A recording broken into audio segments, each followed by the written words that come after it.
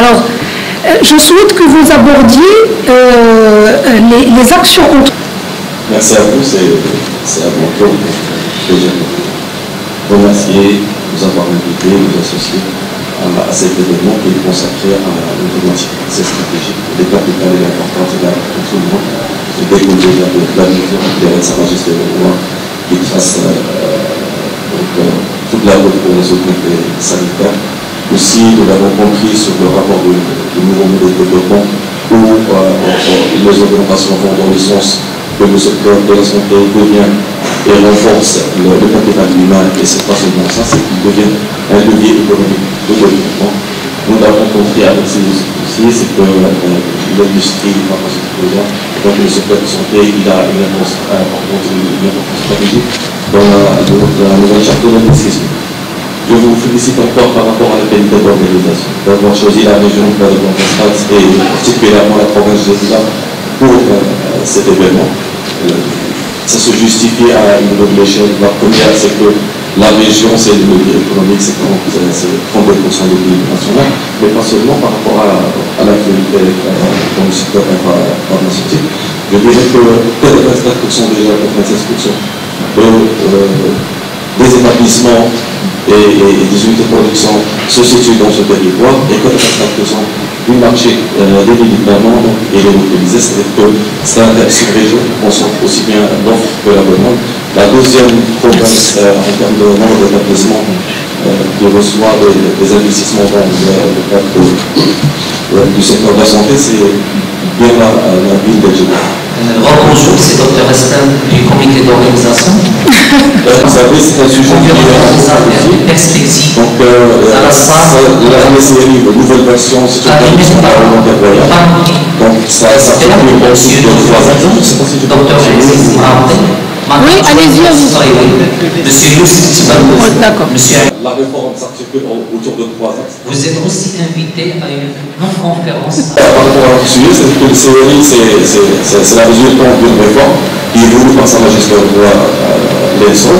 Elle s'articule autour de 3 axes. Un premier axe, déjà, c'est une refonte de l'organisation elle-même, c'est-à-dire un changement de mindset et une introduction d'une culture nouvelle managériale qui est axée sur la performance. Le deuxième aspect, et le plus important aussi, c'est qu'on fait fusionner plusieurs commissions qui existaient avant. Donc on fait des fusions dans une seule commission après la commission régionale de l'investissement qui traite de l'ensemble des procédures qui sont en relation avec l'investissement. Ce sont 22 procédures. Donc un exercice de simplification, et c'est le troisième axe, et de digitalisation qui a été engagé en relation avec, par rapport à votre question sur la 5519 qui concerne la simplification des procédures. Il faut dire que les CRI, ils ont avancé.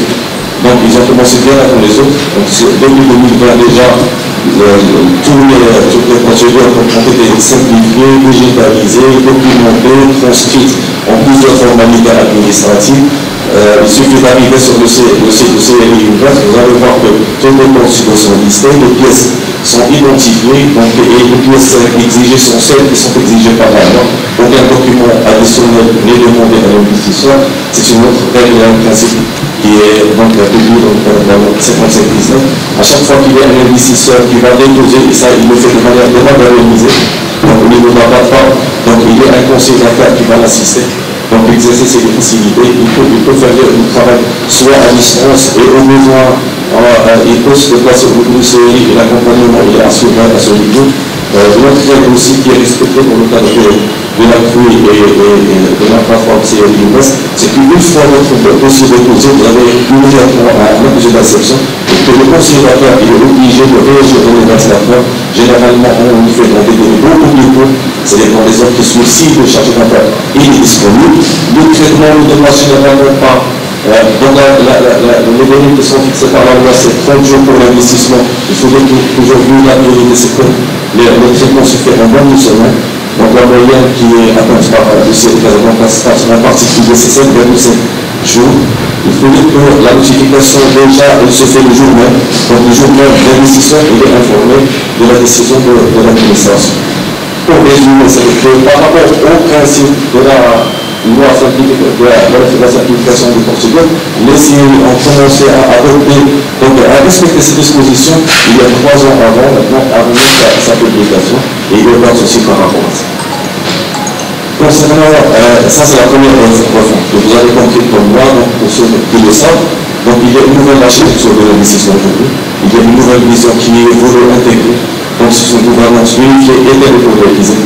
Donc CRI, dans ce schéma, c'est l'organisme qui est responsable de territorialiser l'ensemble des visions et donc des politiques en matière d'investissement. Donc c'est dans une approche descendante, donc il essaie à chaque fois de faire profiter les investisseurs de l'ensemble des avantages qui sont accordés aussi bien dans la cadre de la charte d'investissement que d'autres cadres qui soient régionaux ou nationaux. Je reviens par rapport à la question du foncier industriel. Oui,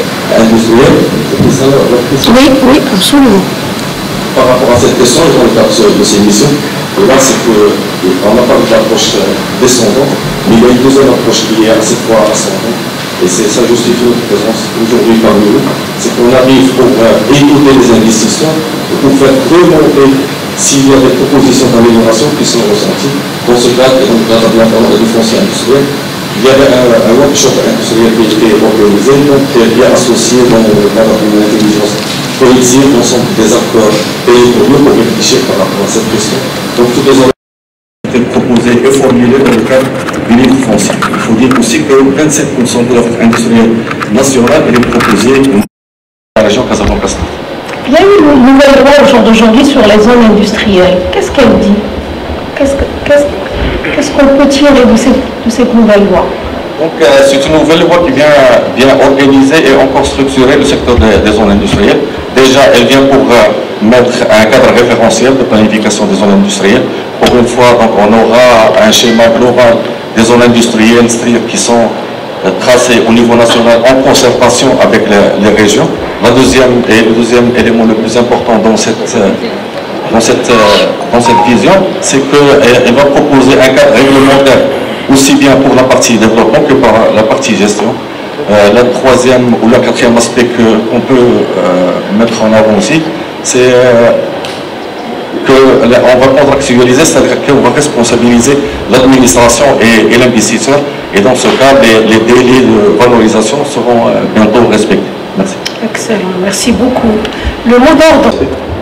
Donc sur un aspect beaucoup plus concret, je dirais que pour tranquilliser les investisseurs, c'est la CROI déjà a examiné depuis sa nouvelle version une dizaine de projets qui concernent le secteur pharmaceutique et les dispositifs médicaux dans la région pour des investissements qui s'élèvent à 2,2 milliards de dirhams, ce qui est important. Il y a d'autres qui sont conventionnés, qui sont programmés, qui vont arriver, parce que le marché est porteur, l'essentiel vient de l'exportation, vous le savez mieux que moi. Donc, et avec la couverture sociale et la souveraineté sanitaire, c'est une nouvelle invitation parce que le modèle devient viable économiquement pour tout le monde. La deuxième des questions, c'est que le foncier industriel, maintenant, nous avons une offre qui est assez attractive. Nous avons plusieurs parcs qui sont en cours d'aménagement. Il y a ceux qui le sont déjà avec de la disponibilité. Pour ceux qui seraient intéressés, ils seraient toujours la bienvenue. Et je reviendrai pour compléter ce qui a été déjà dit, exprimé, clairement détaillé par ces experts, c'est qu'il y a une rupture par rapport à la façon de faire l'investissement. La nouvelle charte, telle qu'elle se présente aujourd'hui, elle est beaucoup plus intégrée en termes de vision. Donc, elle traite de trois volets. Il y a la partie dispositif. Et la partie dispositif par rapport à l'ancienne version, elle ne s'intéresse pas à des secteurs précis en termes d'investissement ou à des investissements d'une taille quelconque. C'est-à-dire, on voit que c'est stratifié, c'est personnalisé. Nous avons des investissements qui dépassent les 2 milliards de dirhams. Nous avons ce qui est au-delà des 50 milliards de dirhams. Il y a ce qui est offert pour ceux qui sont inférieurs à 50 millions de dirhams et des dispositifs encore spécifiques qui vont venir et qui vont arriver pour compléter la donne. Mais c'est beaucoup plus une stratégie qui est orientée, personnalisée par rapport à des choix prioritaires en termes de primes sectorielles, primes territoriales et ensuite qui traitent d'un certain nombre d'aspects qui sont stratégiques pour l'État et pour les investisseurs. Comme l'intégration locale ou peut-être par rapport à d'autres sujets comme l'approche genre. Je dirais encore, par rapport à la TPM, il y a du travail qui se fait déjà. Les CRI sont sur cette mission, donc ils essaient de faire de l'accompagnement parce que le sujet il est important, il est stratégique. Ça a été dit de partout. il y a plusieurs programmes déjà qui sont lancés par l'État sur lesquels les CRI sont missionnés. Ils sont en train d'assister soit de manière directe, soit moyennant des cabinets spécialisés pour accompagner les petites entreprises, soit en matière de formation, soit aussi en matière de financement ou d'accès aux fonctions publiques. Et merci encore une fois. Merci beaucoup.